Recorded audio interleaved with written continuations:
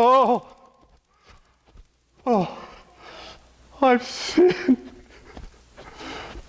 Oh, God, have mercy on me.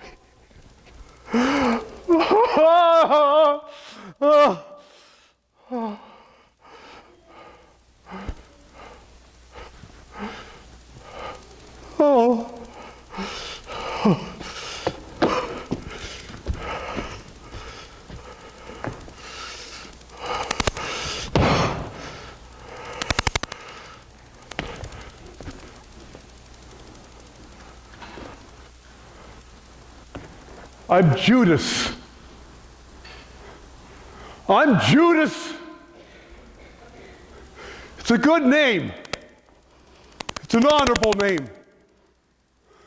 All over Palestine, men have my name and they bear it with honor.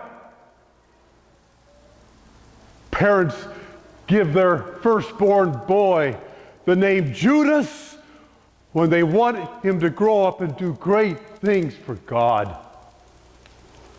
And that's what I've always wanted to do. I was trained to do great things for God. Judas it's named after the tribe of Judah, the firstborn son of Israel. It means praise. Praise God. It's a good name. What does your name mean? You sanctimonious, pious hypocrites.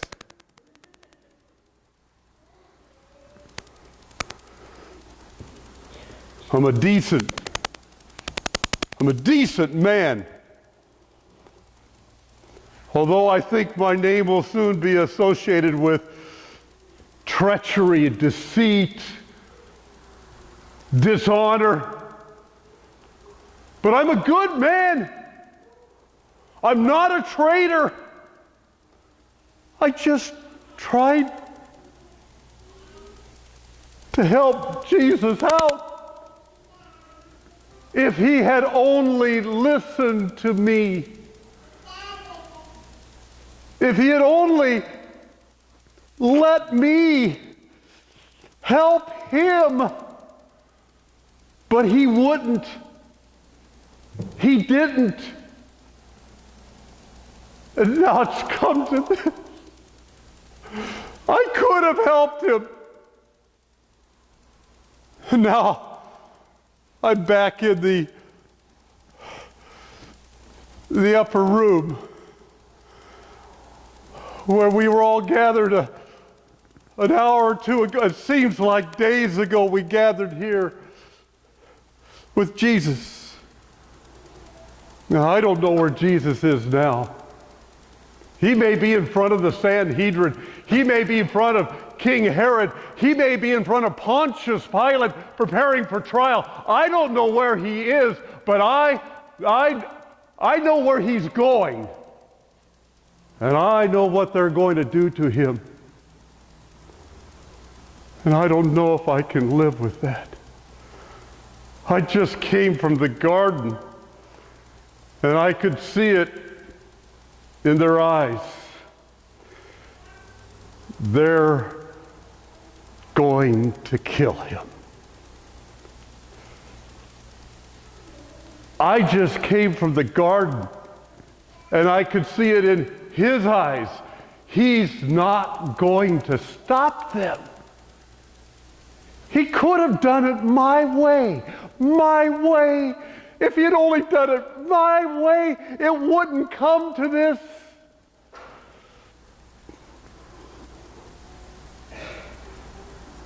So how did we get here? How did I end up here?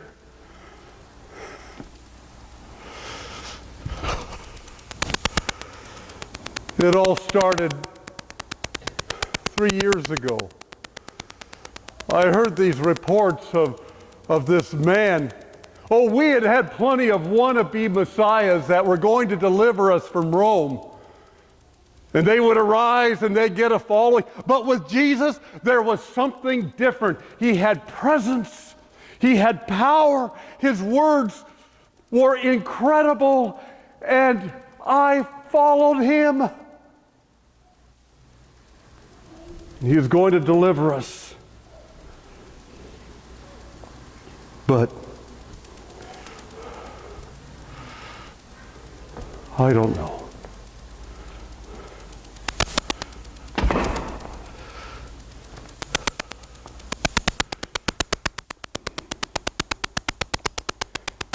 He had spent all night in prayer one day, and as a result of his prayer, next morning he chose his disciples, 12 of them, and he chose me. I'm an answer to Jesus' prayers. And I'm a distinguished man. I'm not just Judas. I'm Judas Iscariot. You know what that means, don't you? Ish is the Hebrew name for man. Kerioth is the city I came from, just a little south of Hebron, just a little south of Jerusalem, where Abraham and Sarah are buried, a place of learning and prestige and culture and distinguished people. And my name, I was dubbed, was Ishcariot, the man from Kerioth. So when Jesus chose me, he chose a good man. Not like those Galileans from up north, all 11 of them up north in Redneck City. Most of them fishermen. They were reactionary, hot-headed, not really reasonable, hadn't been trained in the seminaries like I had been. And Jesus chose them. And they gravitated towards me because I was tall and distinguished. I was sort of the unofficial leader of the disciples. But there were problems with Jesus' movement. The first one was these people he chose to be around him. I mean, if you're going to be a winner, you pick winners to be around you. Jesus picked losers. Losers. People like you.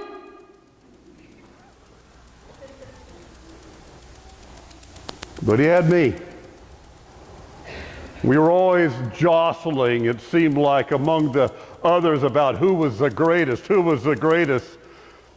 James and John's mama went up to Jesus and said, "Who will be greatest?" Little mama's boy. But they all knew that it was me. Because I always had a plan, mental acuity, the objectivity that was needed, but the passion to drive it forward. Jesus needed me. But that problem of who he chose, these common people, he chose them. I never could figure it out. What was he thinking? Why didn't he pick people of learning and prestige and distinguished pedigree? So that was the first problem, a missed opportunity by Jesus. If he had just picked the right people, we could have moved him along. And as it was, all by myself, I did my very best. But there's another problem. Oh, there was another problem.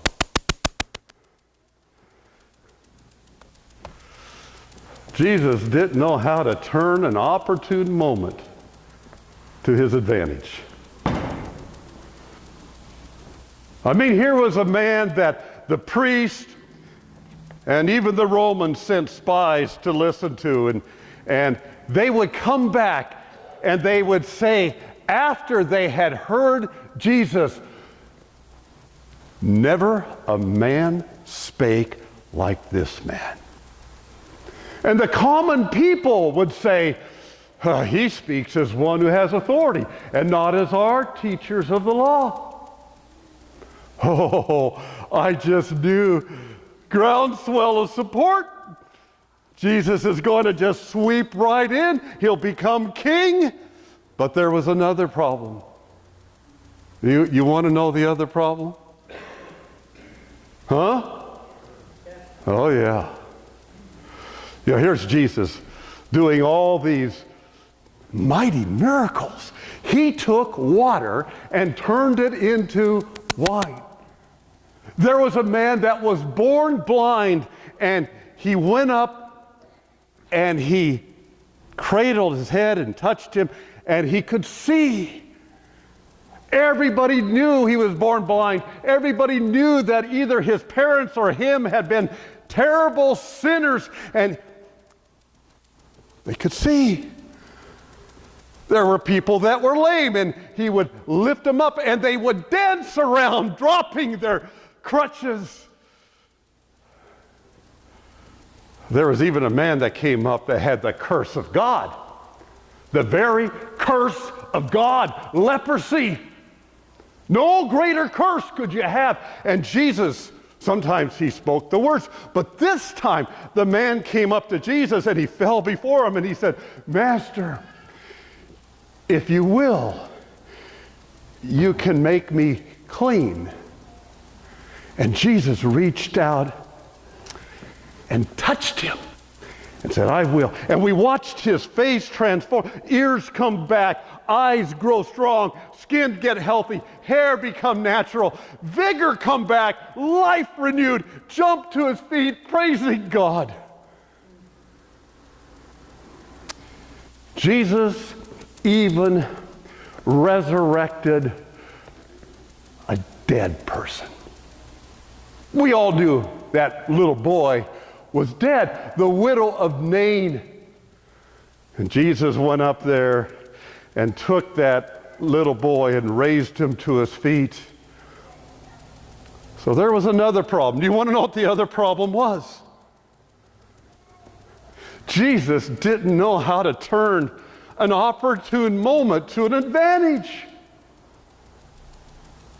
It really all gelled when we went across Palestine up to Galilee and across the lake, and Jesus was preaching and talking and visiting with a vast crowd. We disciples counted 5,000 men.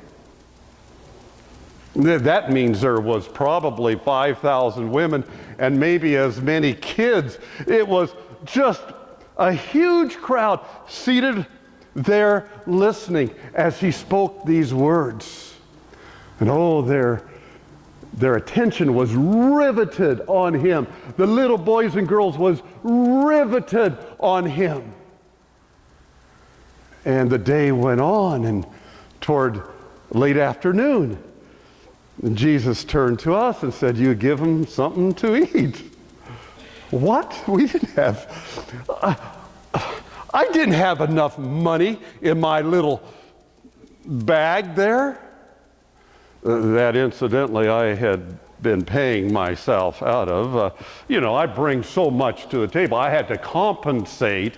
I had to remunerate myself for my distinguished involvement. But it wasn't stealing.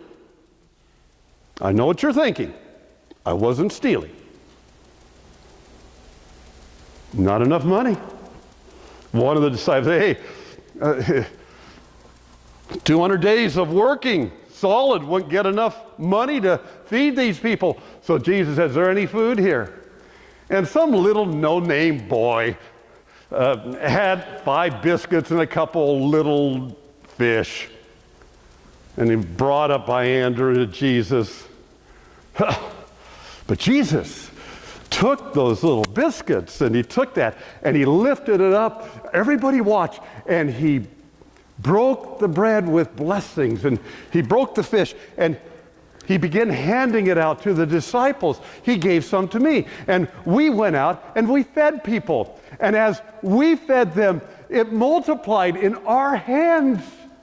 And there was enough to feed everybody. And there were 12 baskets left over of food. And that brings me to the second problem. You want to know the second problem? He didn't know how to turn an opportune moment to his advantage. I mean, here's a vast crowd, and you should have heard them. You could feel it. This man could be our king. He can heal the sick. If we have wounded, he can restore them. And if we're hungry, he can feed us. And so I was moving around the crowd. Say, come on, it's time. Let's help Jesus out. Let's get him going. And there, I was sort of instigator in chief, if you please. And this crowd began to swell with this chorus. Jesus, King Jesus.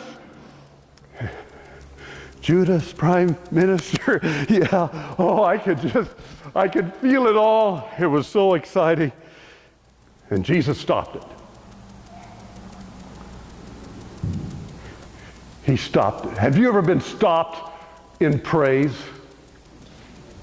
Have you ever been complimenting somebody and they say, no, don't do that? How would you feel? Those people were devastated. And Jesus disappeared. He always did that. He either did one of three things, and they were all wrong.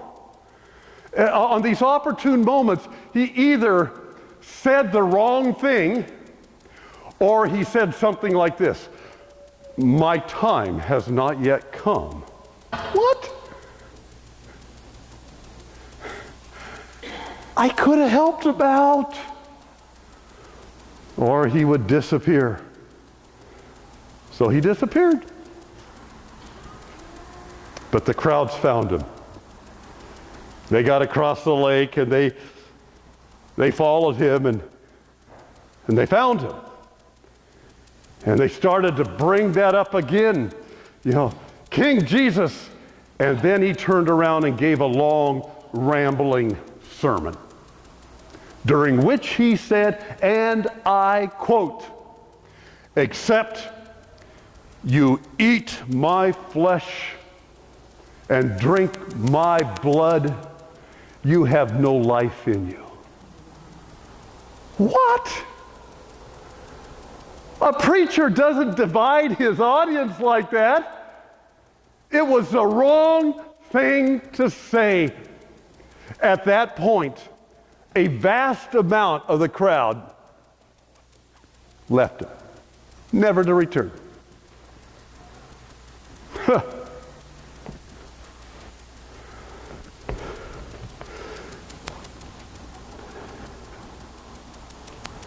He just didn't know how to turn an opportune moment to his advantage. I tried to help him. He even turned to us disciples. So many people had left him. He said, "Are you going to leave me too?" Peter blurted out, "Leave it to Peter. Lord, where will we go? You have the words of life."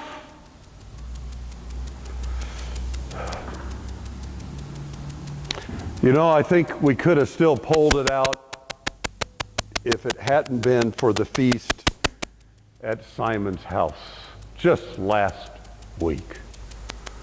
Simon, a leader, threw this big feast in the honor of Jesus. And Exhibit A at the feast was Lazarus. Lazarus, who had been raised from the dead.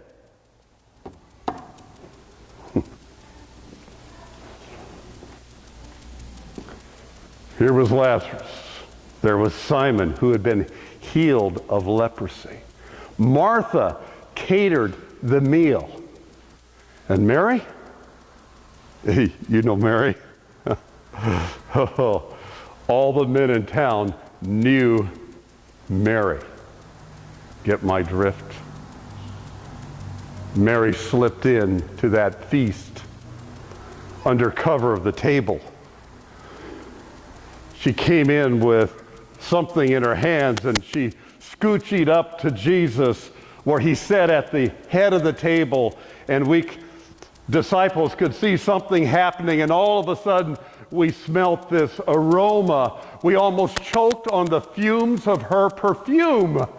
She had brought an alabaster jar of expensive perfume. And she broke it on Jesus' feet. And then she began to sob and wipe up her tears and the perfume with her hair. And we could hear the sobbing. And Jesus just sat there. Didn't he know who she was?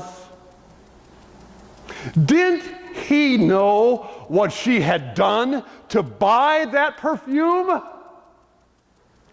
It's like he didn't even care. And so I piously said, Master, this perfume could have been sold for a great amount and the money given to the poor.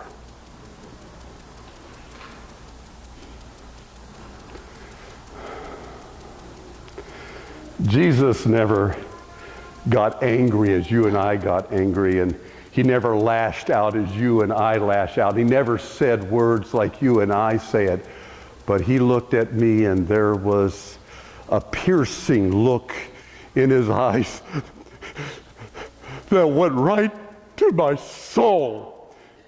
He saw me and he said, Judas, leave her alone. She has done a good thing for my burial.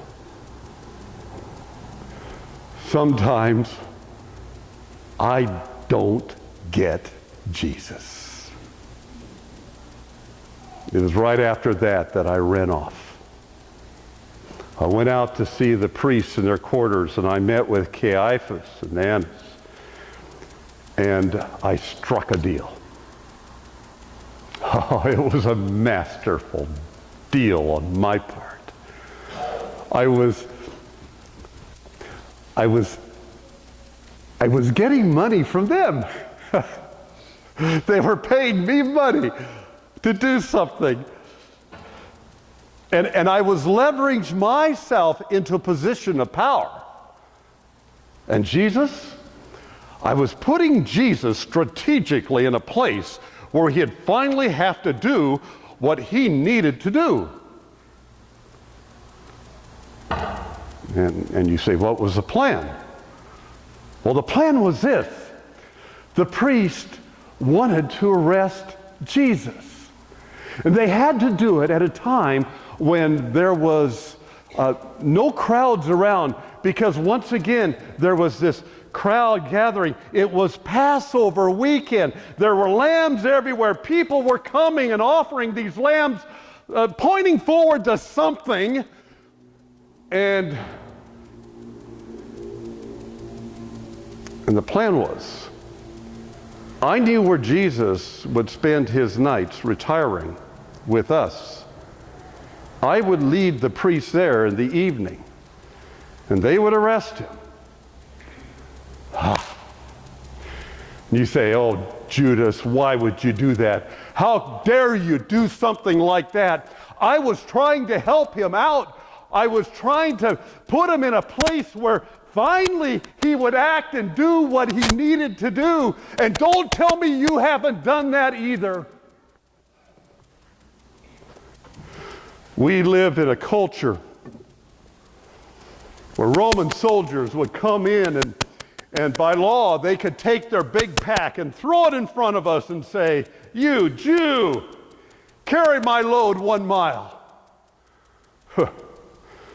Jesus even said, they ask you to carry it 1, carry it 2.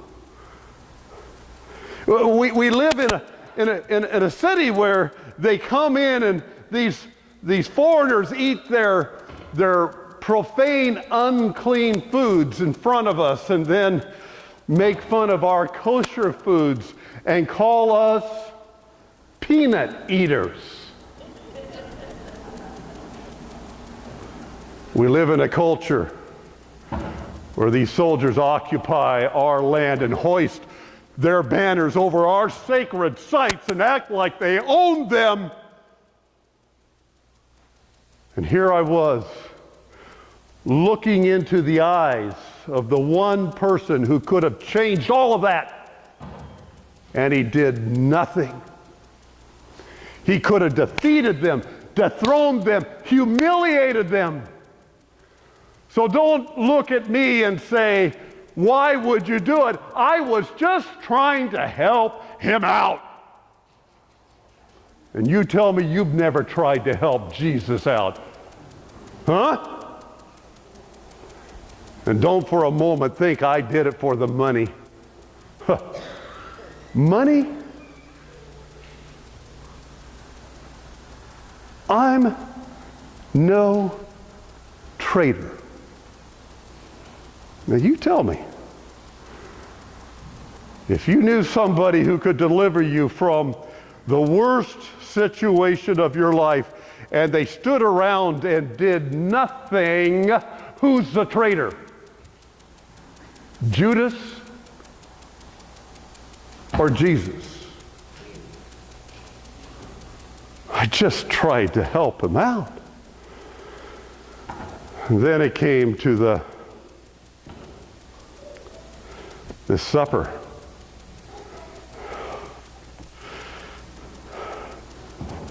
We came in to this meal and the disciples were arguing about who is the greatest, and I thought for sure it would carry right on into this meal and there would be murmuring, and we came here and Jesus took care of the problem before it ever happened. He said this, Judas, come sit on my left hand.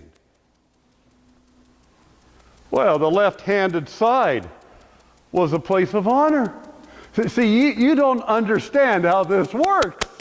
We gather for a meal and we recline. We don't sit like you sit. We recline, and so we recline on our left arm, the hand of dishonor down, and the right hand, the hand of honor, free.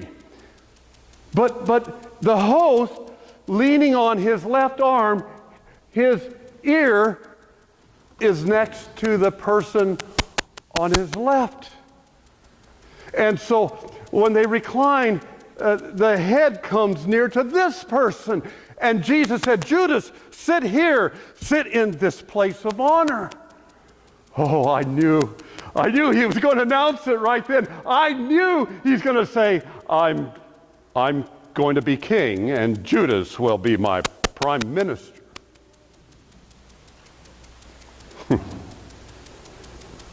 But that's not what happened.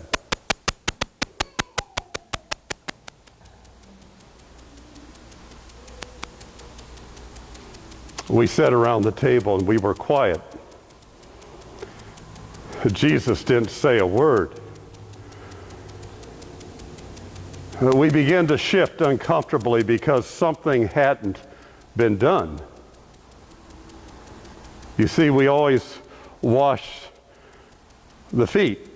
We have a servant to wash the feet as you enter, especially a meal like this.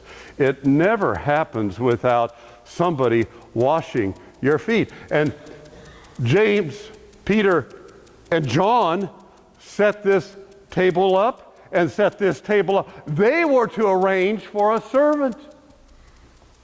And nobody had washed our feet. Well, you say, well, no big deal, washing feet. What?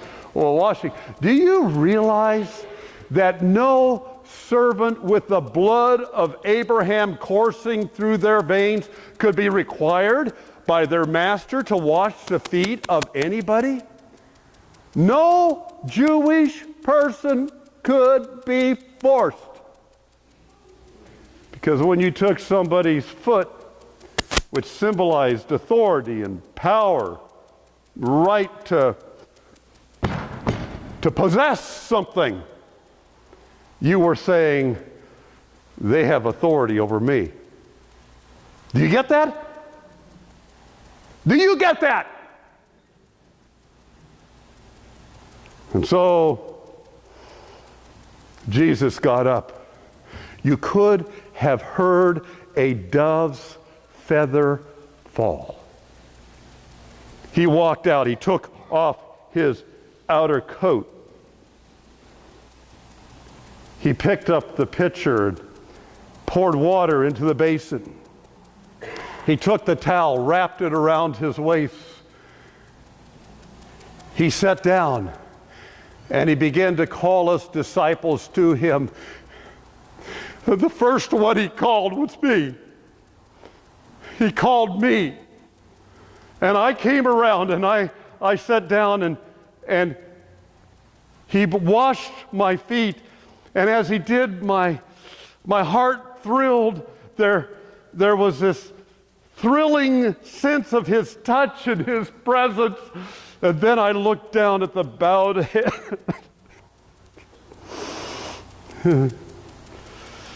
And he was humming a little song.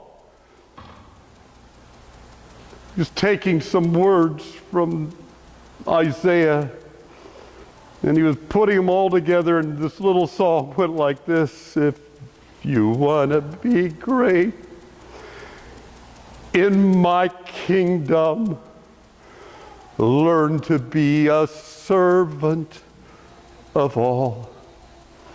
If you want to be great in my kingdom. And I looked at him and I thought, you're no king. No person ready to lead us to take down Rome would ever wash feet. No Roman ruler would ever wash the feet. And I hardened my heart. There was still hope, though. The feet were all washed, and there was this sense of brotherhood, and there was a sense of intimacy, and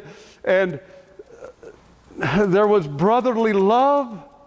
Jesus even said, by this all men shall know that you are my disciples, if you love one another. And I could just sense it all around the table. And so we're sitting back here, and the meal's ready to begin now. And Jesus reached over and took some bread, and he broke a piece off, and he dipped it in a little jar with wine in it. And he picked it up. It's called the sop.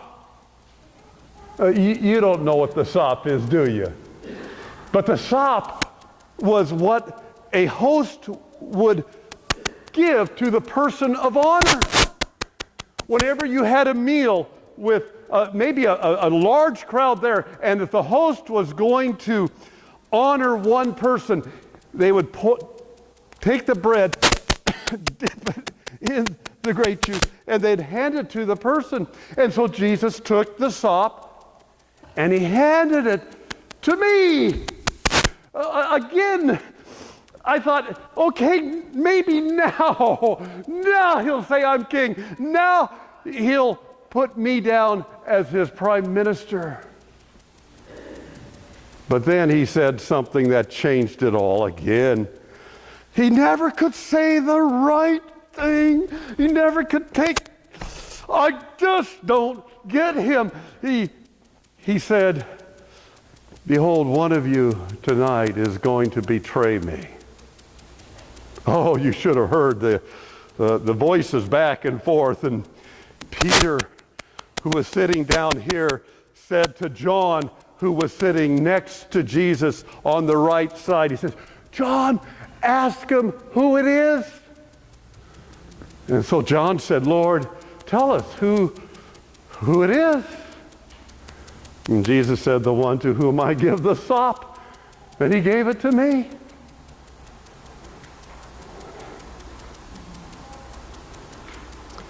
I knew what Jesus was saying.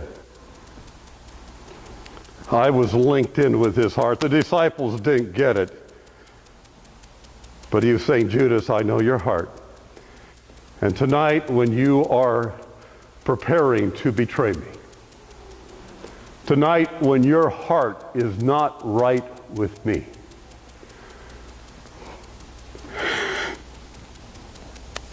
tonight, you're my friend.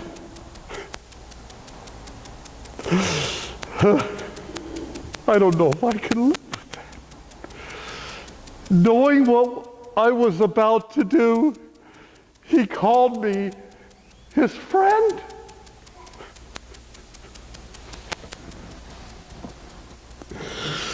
Oh, Judas, what you're about to do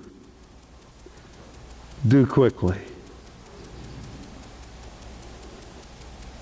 The disciples didn't get it, but I knew that he knew. He was going to do it his way, not my way.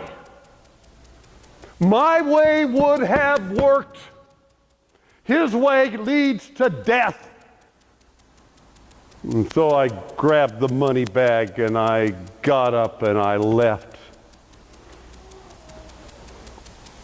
Went back to the priest and said, it's time.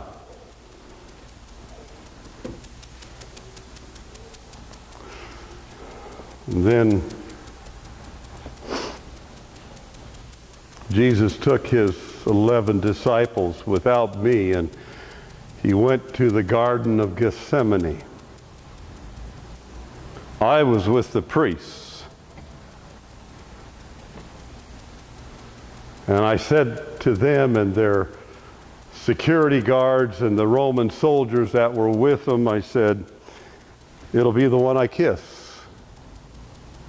And when I kiss him, bind him fast. I knew.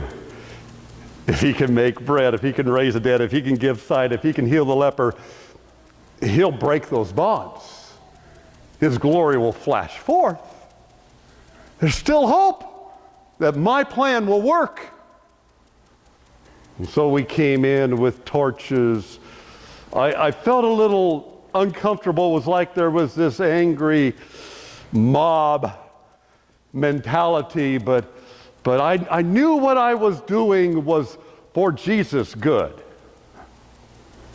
We came in and we came to Jesus, who evidently had been in prayer.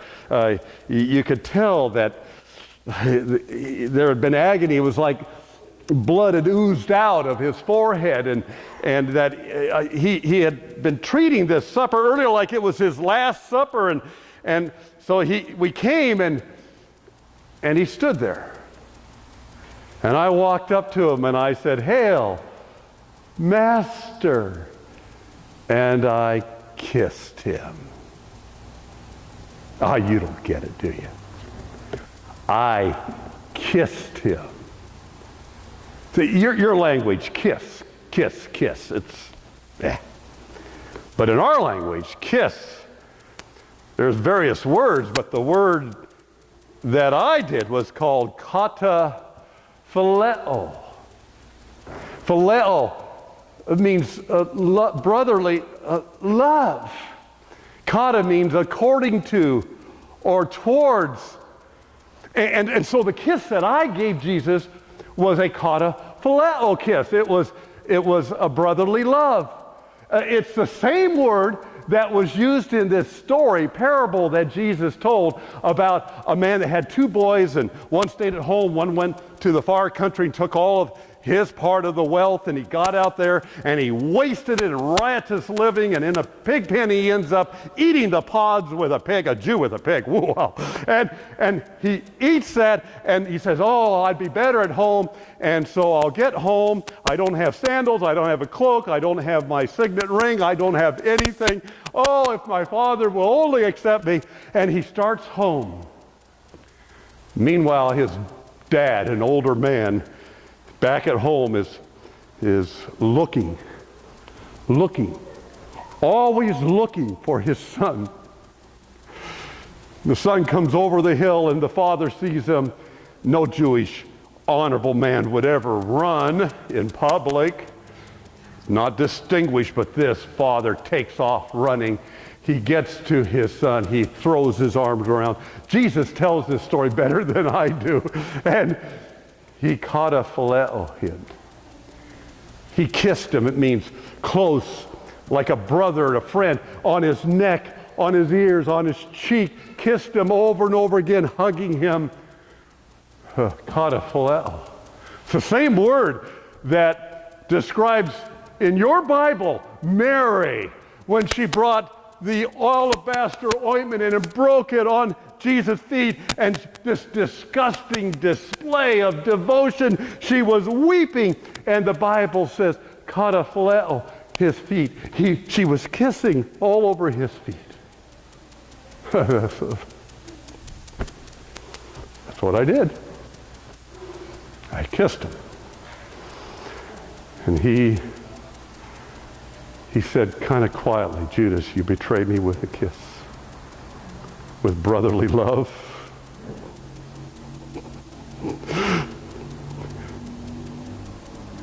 He bound his hands securely.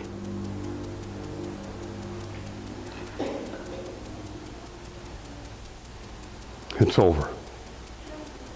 But then, divine power broke forth. Everything fell from him, and the Roman soldiers were knocked off their feet and strewn to the ground. And Jesus stood there in regal bearing. Peter caught the moment, the opportune moment. He grabbed a sword and he went an arc like this. He got an ear. He got an ear. It was the servant of the high priest, and he got an ear. It went flying off and flopped on the ground there. And Jesus, he stepped out, stooped down, picked up that ear, and reattached it. Cradled that man's face in his hands. Oh, how he must have treasured that. Jesus, now's the time. But he stepped back. And he stood there. The soldiers hopped up and were disoriented, but then they surged in and they bound him. They bound him tightly. And they began to abuse him. They began to spit at him and shout things at him. And I kept saying, Jesus, I did all that I could to help you. Don't you know where this is leading? They're going to crucify you. They're going to kill you. If you had just followed my way, it would be different. It wouldn't be like this. Judas' way. Not Jesus' way, Judas' way. But they bound him. And they let him off. They're going to put a crown of thorns on him. They're going to lead him up a hill. And those Roman soldiers are going to nail him to the cross, naked, stripped of all human decency. I can't live. I can't live with that. You know what the staggering truth is about all this? The incomprehensible truth. I know that even now, Jesus would forgive me if I surrendered my heart to him. He's going to forgive the Roman centurion that is leading the march of death, who supervises the nailing and the crucifixion. He's going to forgive a priest, and many of them will be saved. He's going to forgive the people that even said, his blood be on us and on our children. Yeah, he'll even forgive you.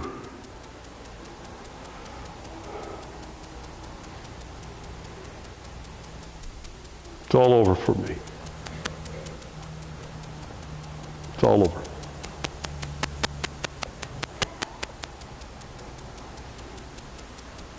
If you'd only done it my way.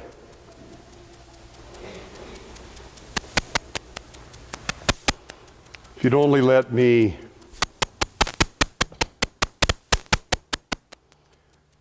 broker power, leverage opportunity, make opportune moments fit. I ran back to the priests.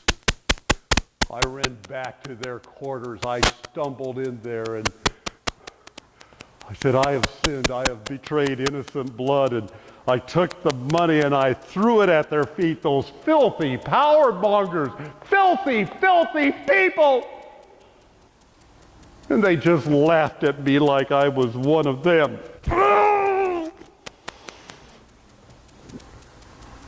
And I knew it was all over.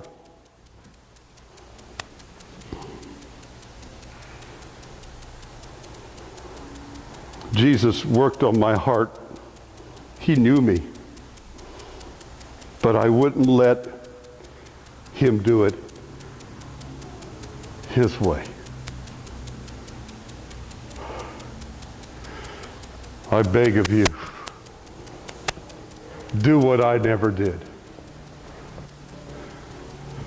Surrender to Jesus. It's his way or my way. It's his way or your way. And don't tell me you haven't tried to do it your way.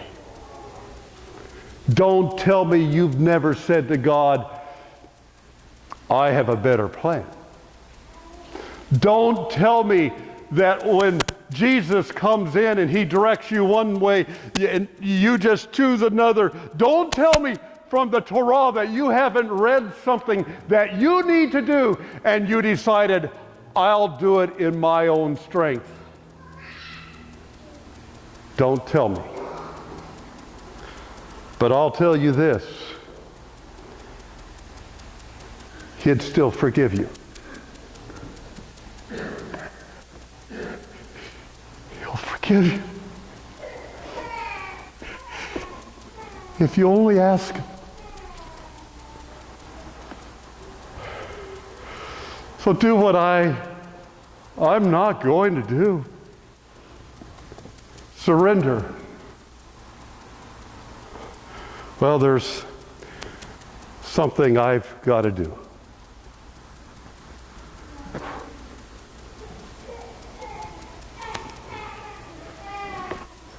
Surrender to him. Don't do it my way. Don't do it